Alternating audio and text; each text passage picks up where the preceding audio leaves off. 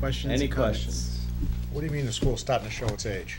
The wear and tear, I think of 500 and something kids every day. There's a lot, just a lot of things that need to be maintained. I was lucky for 5 years that facilities was not how I was spending the majority of my day. Now I have to call Wayne every once in a while. We're still in great shape, All don't right, worry. great. I actually have a couple of questions, excuse me, probably for all three of you. Although, Sean, you mentioned the collaboration time is difficult to find at the elementary school, and I think we all think that that's really important time so the teachers can talk about what they're doing, who they're doing it with, and who might need more help in a certain subject.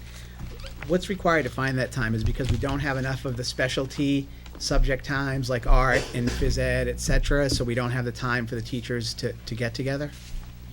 Well, I think that the specialty time, if you remember, and correct me if I'm wrong, anybody, but when we restored that, our specialty time is good. For myself, it's the coordination of that schedule to get everybody in a special at the same time. Okay. So really, you have 3 specialties. I have 4 classrooms per grade level.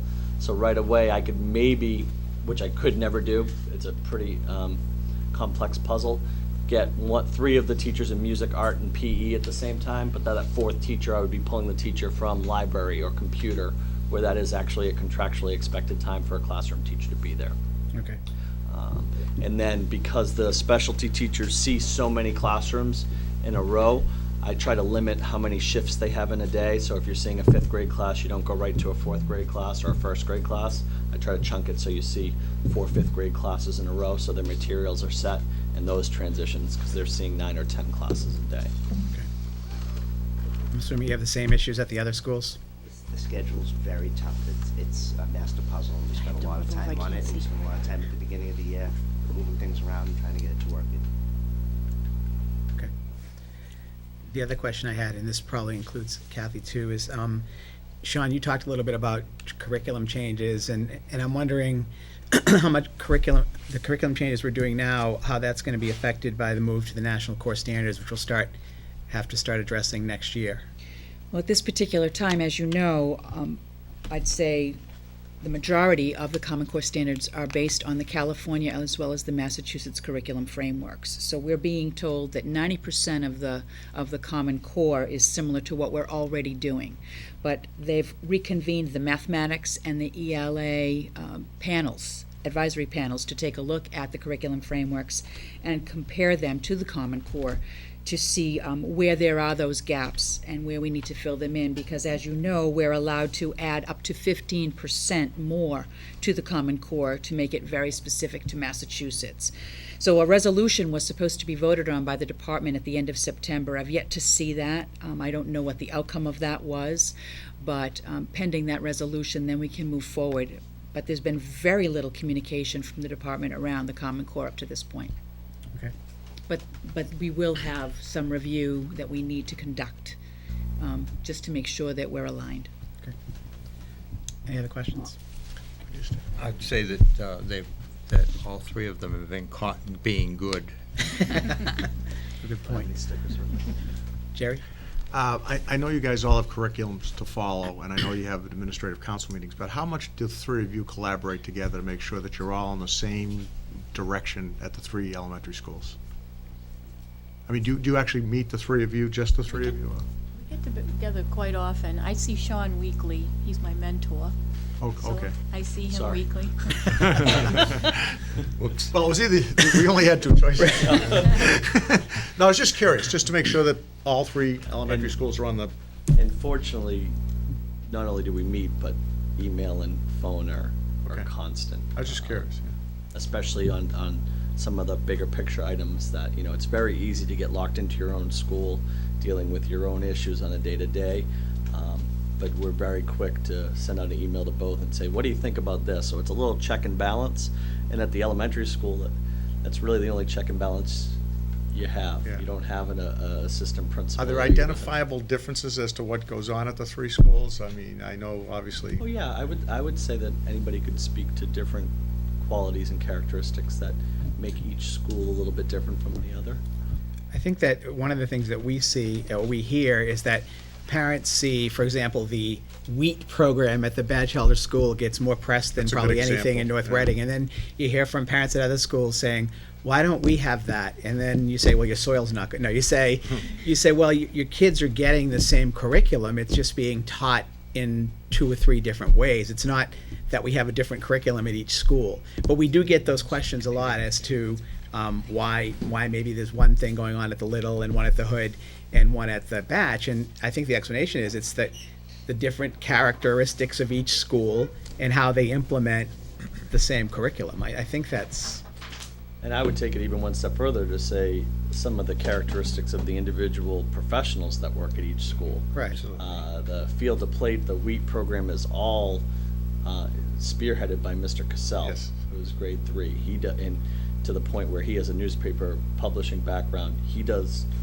Bob would be able to speak. He's pretty good about getting those pictures in pretty regularly and the articles. Yeah.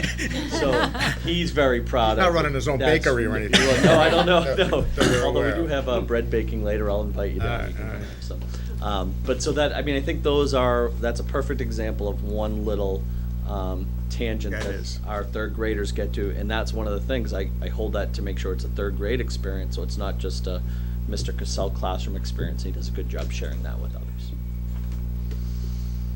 And I know that, the Little School had its science fair, which I'm familiar with because my children attended there, and I know the Hood has some different things that they do. But again, it's the same curriculum just being taught through slightly different methods. And I think I think that's, that's the strength of I mean, every presentation you gave, there was slight similarities, but I thought you were very different in how you approached things in the order of the goals, because each document here is very different. Right. Very different. Right.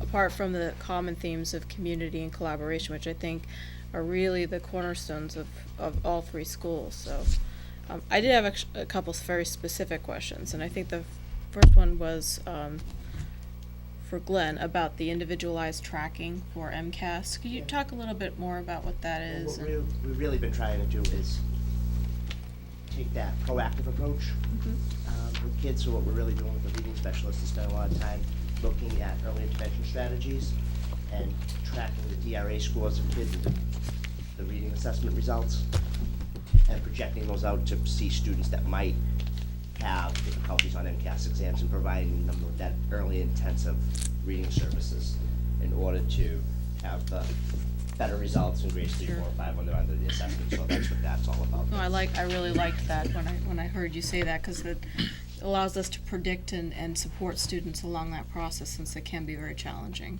It's predicting which students could potentially get potentially. into warning or needs improvement Right. based on their DRA results.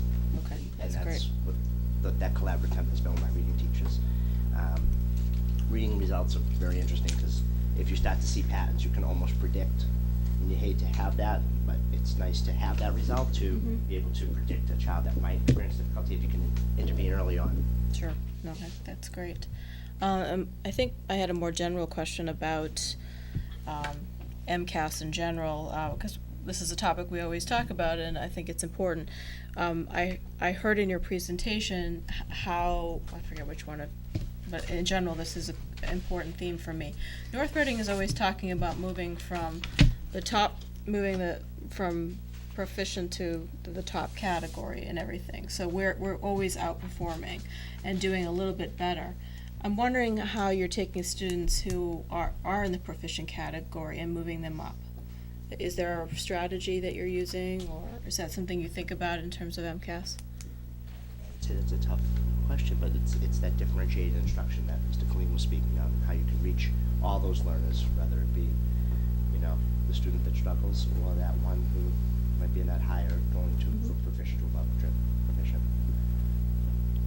Through grade level collaboration, that's a lot of the trends that we see, especially looking at some of our writing performance. That's an area where some of our top students get stuck in that proficient area where we believe that they should be able to demonstrate a higher level writing skills on testing. So without changing teaching to the test so much as looking at why our students, when they're presented with those questions, aren't performing as well as we expect them to. So teachers are spending a lot of time looking at student work at collaboration meetings and reestablishing rubrics for expectations.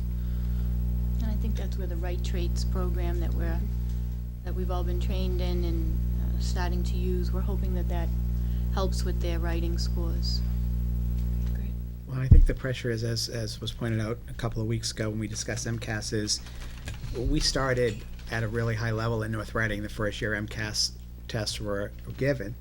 And now we're at that point where bringing those kids who aren't in proficient up to proficient is a difficult challenge, but we have to get there. And, you know, unless No Child Left Behind, they make some changes, they're saying we have to get there by 2014. And, you know, we discussed last time our middle school, some problems we have in the 8th grade, and, you know, there are some isolated issues in all of our schools, but I think that's a big challenge. I was glad to hear all three of you address MCAS in one form or another, because, you know, while I know it maybe takes more time than we have, unfortunately, we have to address it to get the kids to that level. So I was glad that all three of you mentioned that. Thank you. Any other questions or comments? Just need to take a vote on each one to approve. All right. So first, I'll entertain a motion for approval of the J.T. Hood Elementary School improvement plan. So moved. Second. Further discussion? Hearing none, all those in favor? Aye. Opposed? Unanimous. Next, for the little school. So moved. Second. Further discussion? Hearing none, all those in favor? Aye. Aye. Opposed? Unanimous. And finally, the Batchelor School. So moved. Second. Further discussion? Hearing none, all those in favor? Aye. Opposed? Unanimous. Thank you. Thank you very much. Thank you. Thank you. Thanks. One similarity, we're all wearing pinstripes. Yes. And then- I wasn't gonna make that comment, but I'm glad you did. And it wasn't We planned. organized. We know what we're talking about. They're collaborating. Yeah. Have a good night. Good night. Bye. Thank you. Okay, next we have negotiation team representative appointments. We have, and Carl or Kathy, check me on this, we have up this year, the paraprofessionals, custodial staff, secretaries, cafeteria staff, and administrators. But I don't think we appoint a team for the administrators. We actually just deal with the superintendent on those, the ones that we're involved with. So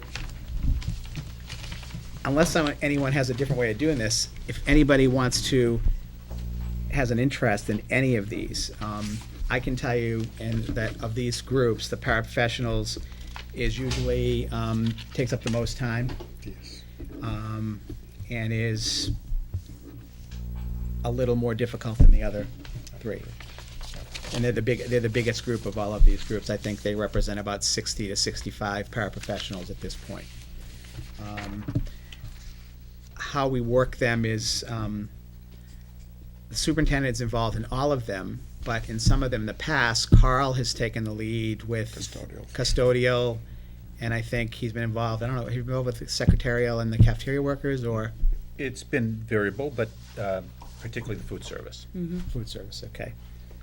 So does anybody have an interest in, I don't know if Mr. Bowers can Cliff participate? I don't see why not, as Yeah, long it's as it's not not the teachers, teachers. right. Has nothing to do with Yeah. anybody I have any connection. Okay. So if anybody has an interest, again, I'd like to get this started. We don't have to do it tonight. I think Carl told us the last meeting that we'll probably start hearing from the union representatives in the January timeframe, Carl, about, Been the tradition. so we could do it tonight if people again want to think about it, because there's not much going to go on between tonight and January when there really isn't. No, but I mean, the people get appointed, since they're gonna be new at doing it for the most part, it may not be a bad idea to give them some time to look at the contracts and to, No, I actually think we should Okay. do it tonight for Okay. that reason. All right.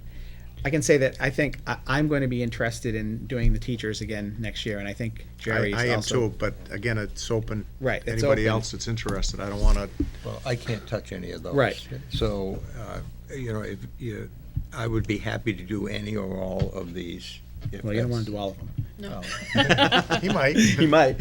Well, I mean, once you get into the swing of things, I am available during the day Okay. for the most part. The one thing I'm also wondering is, in the past, we've only had one representative with the paraprofessionals. And I'm wondering if we might not consider having two school committee members because there's a large group there's normally 7 or 8 paraprofessionals there. There's their union representative, and then there's the superintendent and the school committee representative.